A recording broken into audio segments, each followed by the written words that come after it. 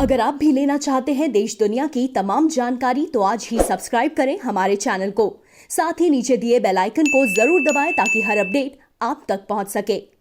नमस्कार, साक्षी news network पर आप सभी का स्वागत है। देश में कोरोना वायरस की दूसरी लहर बेहद खतरनाक रूप ले चुकी है। एक तरह से कोरोना वायरस का तूफान आया हुआ है भारत में, क्योंकि पिछले 24 घंटे में लगभग 3 लाख नए मामले सामने आए हैं और कोरोना ने जब से भारत में कदम रखा है तब से लेकर आज एक नया रिकॉर्ड बना है और नया रिकॉर्ड है मौत के मामलों का।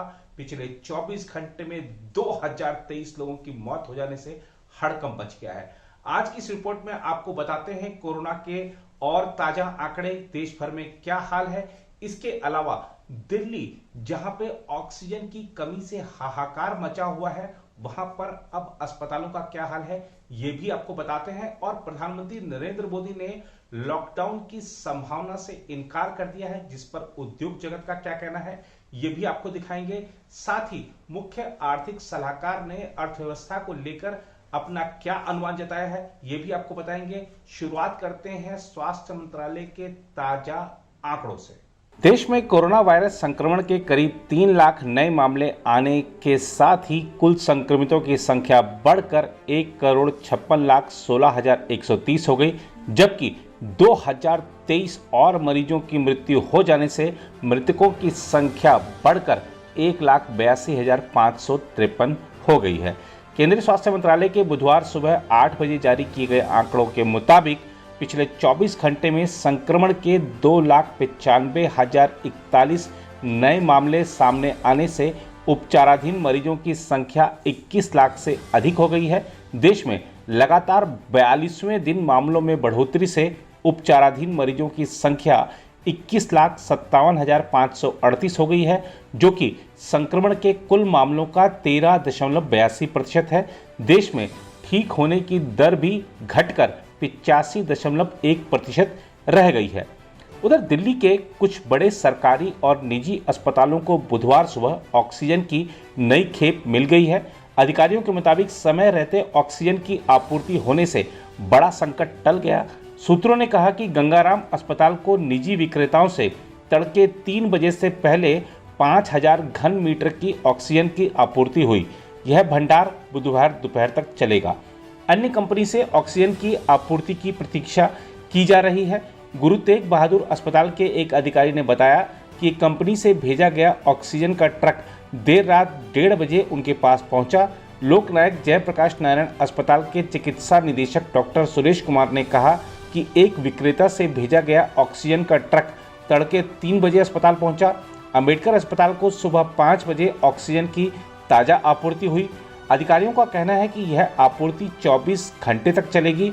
उल्लेखनीय है कि दिल्ली में मंगलवार को कोरोना वायरस के रिकॉर्ड 28,395 मामले सामने आए और 277 लोगों की मृत्यु के बाद महामारी की भयावह होती स्थिति सामने आई है। वहीं संक्रमण की दर 32.82% हो गई है और शहर में ऑक्सीजन का गंभीर संकट खड़ा हो गया है। मुख्यमंत्री अरविंद केजरीवाल ने हाथ जोड़कर केंद्र से दिल्ली में ऑक्सीजन की आपूर्ति करने की अपील की थी और उप मुख्यमंत्री मनीष सिसोदिया ने कहा था कि अगर बुधवार सुबह तक ऑक्सीजन की नए सिरे से आपूर्ति नहीं की गई तो शहर में हाहाकार मच जाएगा। इस बीच देश के मुख्य आर्थिक सलाहकार यानी CEA KV सुब्रमण्यम ने कहा है कि कोविड-19 महामारी का मौजूदा संक्रमण अगले महीने के मध्य में चरम पर पहुंच सकता है। उन्होंने उम्मीद जताई कि इसका अर्थव्यवस्था पर प्रभाव उतना व्यापक नहीं होगा। सुब्रमण्यम ने कहा कि कोरोना संक्रमण के चरम पर पहुंचने का उनका आकलन ICMR समेत विभिन्न संगठनों के शोध पर आधारित है। अर्थव्यवस्था पर मौजूदा संक्रमण के प्रभाव के बारे में सुब्रमण्यम ने कहा कि यह कोई व्यापक नहीं होना चाहिए, क्योंकि सरकार ने खासकर MSME के उत्पादन नुकसान को रोकने के लिए कई कदम उठाए हैं। उन्होंने कहा कि भारत ने संकट के इस समय को अवसर में बदलने की पहल की है और इस दौरान आपूर्ति पक्ष के अड़चनों को दूर करने के लिए कई सुधारवादी कदम उठाए गए हैं। उधर उद्योग जगत ने आर्थिक गतिविधियां जारी रखने के बारे में प्रधानमंत्री नरेंद्र मोदी के बयान का स्वागत किया है। उद्योग जगत ने कहा है कि प्रधानमंत्री का बयान काफ़ी उत्साहजनक है और इससे भरोसा जगता है कि जीवन और आजीविका दोनों प्राथमिकता में ऊपर हैं। उद्योग मंडल CII के उपाध्यक्ष संजीव बजाज ने कहा कि प्रधानमंत्री ने कोविड महामारी की रोकथाम के लिए स्पष्ट रूप से रणनीति को सामने रखा है। उन्होंने कहा, यह सुनिश्चित करने की घोषणा की गई कि आर्थिक गतिविधियां कम से कम प्रभावित हों। यह काफ़ी उत्साहजनक है। इससे भरोसा जगता है कि जीवन और आजीविका दोनों प्राथमिकता में ऊपर हैं। बजाज ने कहा कि सरकार का अगले चरण के टीकाकरण के लिए टीका उत्पादन बढ़ाने को लेकर कोष में वृद्धि का निर्णय देश के स्वास्थ्य और अर्थव्यवस्था में भरोसे को बढ़ाता है। PhD चैम्बर ने कहा कि प्रधानमंत्री के संबोधन से कोरोना के खिलाफ अभियान को लेकर लोगों के बीच विश्वास बढ़ेगा। उसने कहा, प्रधानमंत्री ने जो उपाय सुझाए हैं वे उत्साहजनक हैं और प्रवासी मजदूरों, व्यापार, उद्योग तथा अर्थव्यवस्था पर कोविड के प्रभाव को यह कम करेगा। 1 मई 2021 से 18 साल से अधिक उम्र के लोगों का टीकाकरण जल्द ही महामारी के प्रभाव को कम करेगा, ऐसा PhD चैम्बर ने विश्वास जताया है। इसके अलावा नारेडको के राष्ट्रीय अध्यक्ष निरंजन हीरानंदानी ने कहा है कि प्रधानमंत्री ने आर्थिक गतिविधियों को बनाए रखने की जरूरत पर बल दिया है, जो स्वागत योग्य है।